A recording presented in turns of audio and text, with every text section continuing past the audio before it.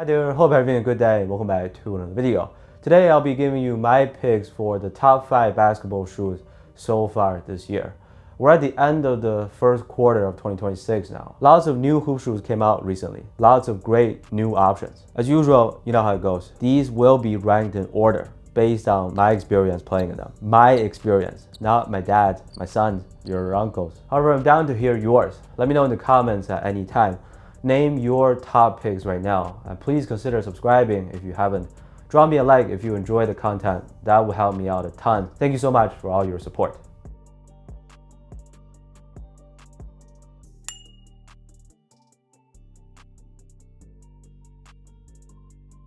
A few honorable mentions. Nike did some successful retros to kick off the year. The Huarache 2K4 has now become a lot lighter, very much of a playable option with a nice subtle bounce. Even against many of the modern setups, this doesn't necessarily lose. New Balance P350. This is essentially a carbon copy of their Kawhi 4, but retails for $50 cheaper. For budget shoes, you can't go wrong with the Precision 8 and Jkei Academy 2. Amazing value, excellent traction on both, not bricks as far as cushion goes. So those two really stand out in that price range, under $100. Biospeed BB 2 from 361 degrees. Honestly, the 2 and 1 are just day and night. First model, stability was a huge problem on it. That concern is pretty much eliminated.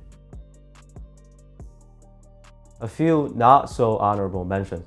Nike Book 2, a little bit of a step down from the Book 1 in my opinion. There is also a huge gap, or you can say inconsistency, between different colorways. Mine had a stiff upper, mediocre traction. Mesh ones should be better. Jkei 4, need I say more? I'm willing to try new colorways later on, but for now, I won't be dipping my feet into a $210 cuff that hurts. AG6, poor traction at times indoors. So I've now transitioned mine into an outdoor shoe because it is really durable. Li-Ning Power 12. They did a Mewtwo colorway as part of the Pokemon collab. Yeah, performance-wise, just nope. It doesn't give you anything. Shadow 7 from Wade. Decently priced, nice comfort. The also durability kind of sucks. And that was pretty disappointing, coming off of a fantastic choice for outdoor courts, the Shadow 6 and Shadow 6 V2. Okay, starting off at number 5, surprise? Controversial maybe, but I gotta stay true to how I felt. I very much enjoyed that smooth and comfortable ride. Also the small cushion upgrade, and that is the Curry 13. I heard that some pairs released in Asia now have a rubber outsole instead of their flow outsole. A durability upgrade too, at last perhaps, if you could find that version, that is. Nice and spacious fit, true to size, we're chilling.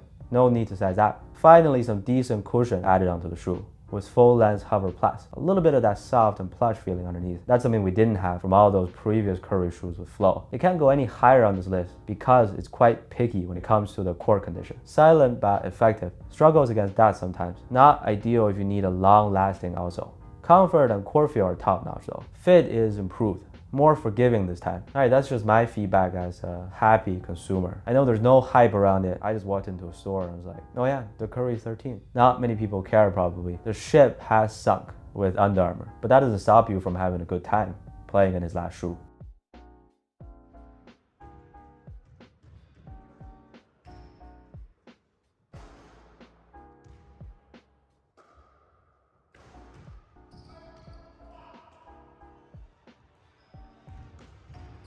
Next up, at number 4, I have the Jordan Luka 5. Full-length Zoom Strobo is back on these. For those who complain about the lack of cushion on the previous Lukas, also some other Jordan brand signature shoes like the Tatums, this should be more than sufficient. Weight has increased, inevitably. That's the trade-off, I guess. On the bright side, or the highlight on the 5s, is that loaded feeling on feet. A very bouncy setup. I had no issues with the traction, pretty squeaky and grippy. You almost can't ever go wrong with that simple herringbone pattern. This could be a nearly perfect choice for the heavy players, those who tend to put a good amount of strength into your steps. The Luka 5 gets the job done. If you're just examining the shoe in hand, you might think the heel shape is kind of weird, but in reality, I didn't feel like stability around the heel was really a problem. Love the bounciness, how they bulked it up a notch. Good for wide and flat feet as well.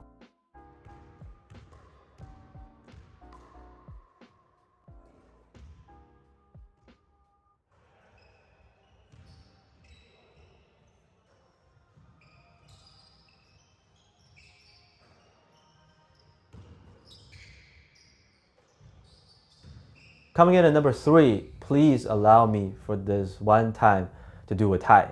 I normally don't, but I just find it so hard to pick and choose from these two.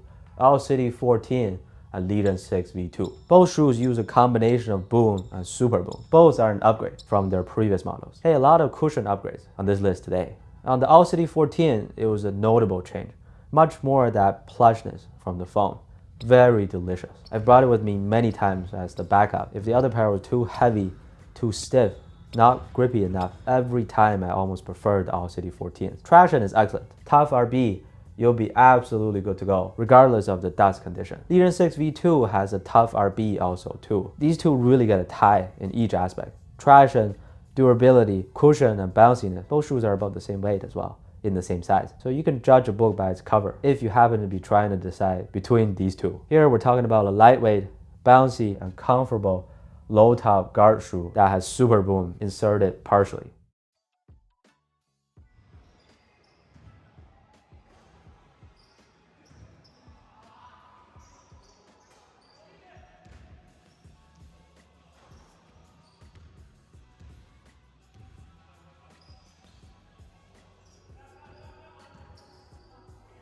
At second place, this shouldn't be a surprise. Maybe you're just wondering why it didn't take the top place, and that is the Joker 2 GT. A key benefit of that nice and rounded heel cup is the smooth landing you get. That's very consistent. For most types of indoor courts, their RPU also doesn't even pick up dust. 10 out of 10 traction, speaking from my experience. A guaranteed hard stop every time down the floor. I wouldn't say it's very suitable for outdoor use though. Feels a little bit too soft. Super bouncy on feet. 361 has given us all with the setup here. Not too mushy. Don't worry about that, because I know some people loved everything about the Joker 1 GT, but just thought it was too soft for intense action. That's what she said. Super duper comfortable material. The upper is nice and stretchy. None of that skeleton support piece hurts. No pinching anywhere. Maybe if we're nitpicking, it's gotten slightly heavier compared to the 1 GT. More bottom heavy. That's it. Price also varies a lot depending on where you are. It could either be expensive on their official site, or some of you said you found it at a really affordable price. I just think performance-wise, this is well worth it.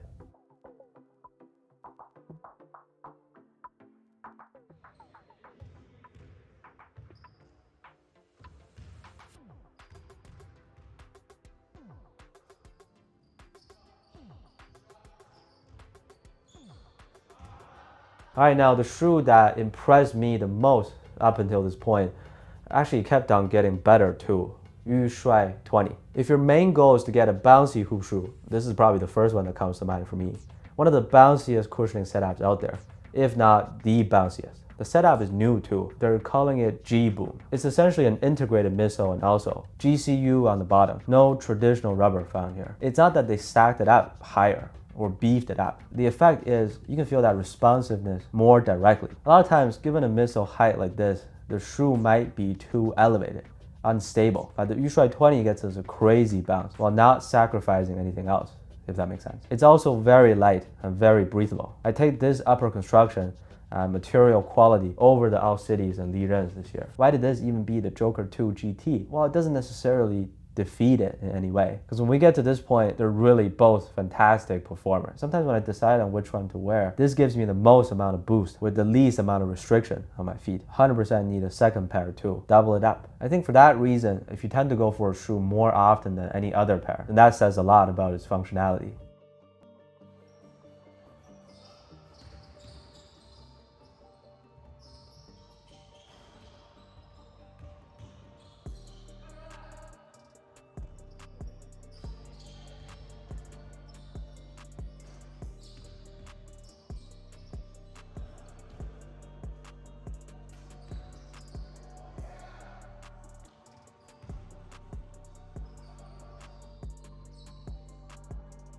So those are the 5 best performers so far this year. Joker 2 GT is an automatic lock, perfect traction and cushion, but the newest Yushuai really jumped out. Jumped for sure, because it's so bouncy, lightweight, and effortless to use. Nike needs to step it up in the coming months though. I think they will. I've been going back to the GT Cut Academy too very frequently. That's a really nice budget option. Again, it could all come down to your personal preference given your foot shape, body type, playing style, marital status, and account balance. What else? Where is the Joker 1 GT? Wave weight 12, wave weight 10. Feel free to pull out any shoe from the past to compare against these. We can discuss about it. Working on my all-time list. Appreciate your patience. Appreciate you watching. Don't forget to give us your top hoop shoes this year in the comments. I'll see you on the next one.